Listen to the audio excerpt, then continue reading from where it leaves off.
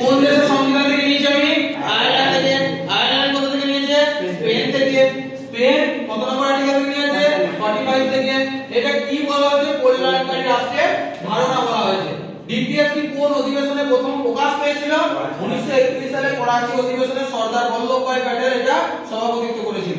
বেশ, DPSP article কত? 39 আর্টিকেলে কি বলছে? Some policy element followed by the state.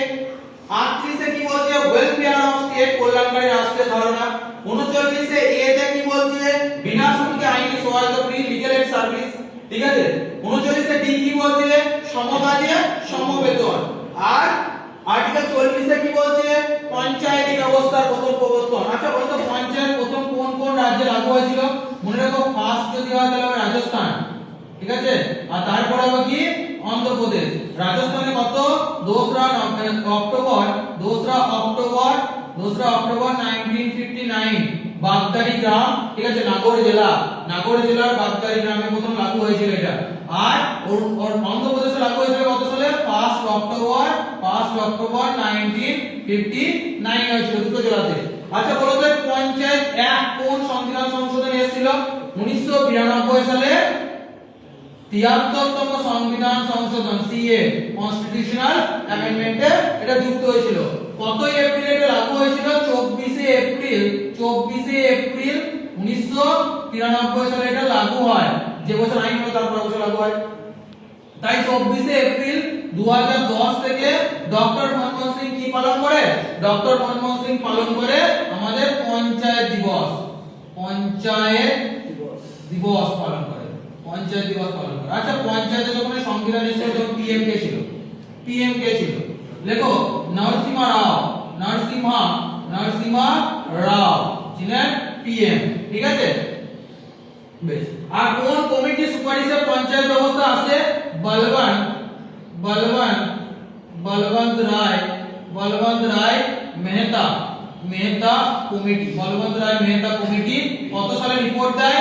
1957 A report দিয়েছিল এবং বলেছিল পঞ্চায়েতের তিনটে স্তর, একটা হচ্ছে গ্রাম, বড়, তারপরে ব্লক, আর একটা জেলা।